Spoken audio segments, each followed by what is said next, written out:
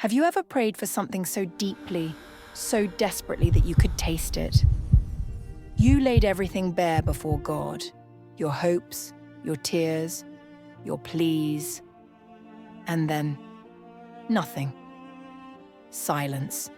Not the peaceful kind, the kind that echoes back your own voice and makes you wonder if anyone's listening at all. You check your phone, you wait. Days pass, weeks, months, and the silence just gets heavier. What if I told you that some of the most faithful people in history experienced the exact same thing? But here's what they discovered in that silence that changed everything. When you're in a season where heaven feels closed off, it doesn't feel like faith, it feels like abandonment. And I think we need to talk about that honestly, because silence from God might be the most isolating experience a believer can face.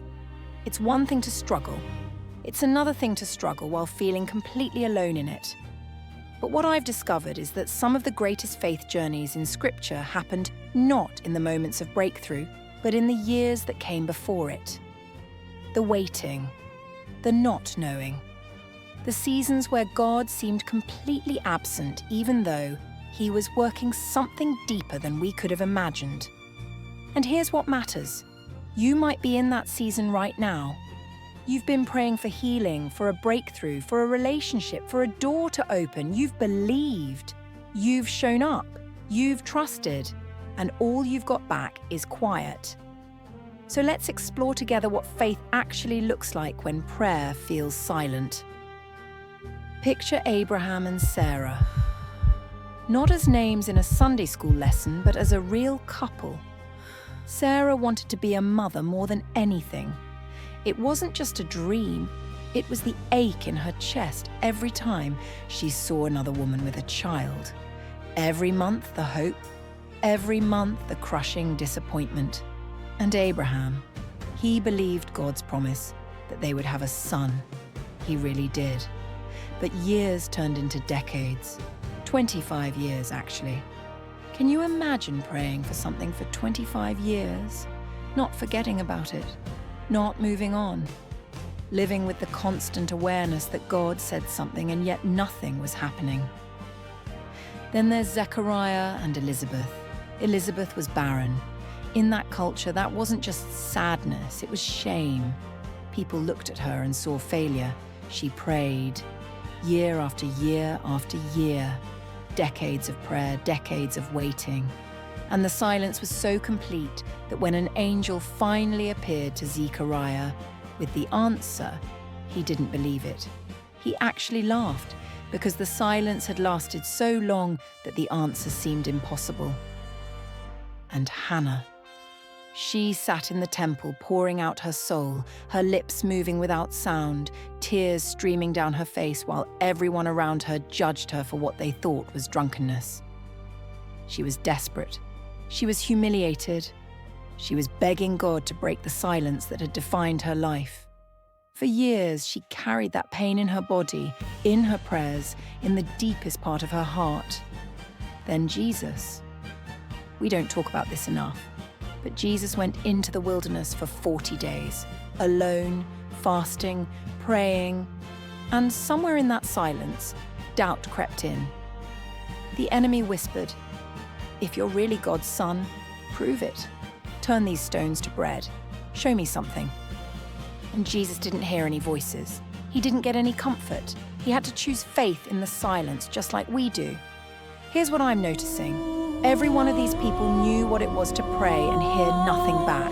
Not because they lacked faith, not because they did something wrong, but because faith was being tested in the deepest way possible. And in that silence, something shifted in them. They had to decide. Was their faith built on God's answered prayers, or was it built on God Himself? That's the question that haunts us in the silence, isn't it? When the breakthrough doesn't come, when the answer is still no, when the wait extends into years, do we still believe? Not that God will eventually answer, but that God is still good, that He's still with us, that He hasn't abandoned us. Because in the silence, all the intellectual arguments fall away. You can't think your way out of it. You can't convince yourself with theology. You're just sitting with your prayers and your broken heart and the deafening absence of a response, but notice what happened in the silence. Abraham and Sarah didn't just get a baby in their old age.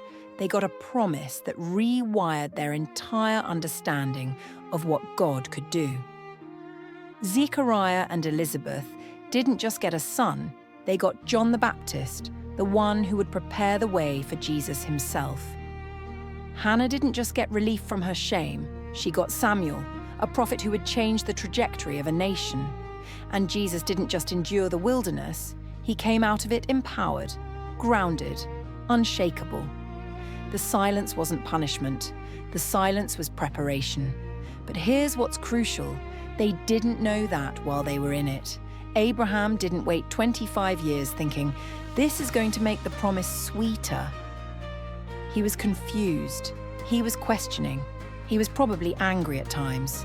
Sarah actually laughed at the promise because it seemed so ridiculous after so long. But that's where the real faith lives. Not in the moment when everything makes sense and God comes through, but in the moment when nothing makes sense and you choose to trust anyway. That's not blind faith. That's eyes wide open faith. You see the silence, you feel the absence, you acknowledge how hard this is, and you say, I trust you anyway. What if the silence isn't God being distant? What if it's God inviting you deeper? Every one of these biblical characters came out of the silence with something more than they asked for. They came out with a transformed relationship with God. They didn't just get the thing they prayed for, they got God himself in a deeper way. They learned that his presence isn't dependent on his provision, that he's still good even when he's quiet, that waiting isn't wasted time, it's the forge where real faith gets built. And maybe that's what's happening in your silence too. Maybe God isn't ignoring you. Maybe he's inviting you to know him in a way that only silence can teach. To discover that your faith isn't fragile, that you're stronger than you thought, that the deepest kind of trust is believing when you have nothing but your own conviction to hold on to. So here's what I want you to sit with this week. Your silence doesn't mean your prayer went unheard. It means you're in the same company as Abraham, as Sarah, as Hannah, as Elizabeth, as Jesus himself. And every single one of them came out on the other side transformed. Not because the wait ended, but because they learned in the waiting that God's faithfulness doesn't depend on his explanations. It's already complete. It's already sure. And you're going to see what he was doing in the silence all along.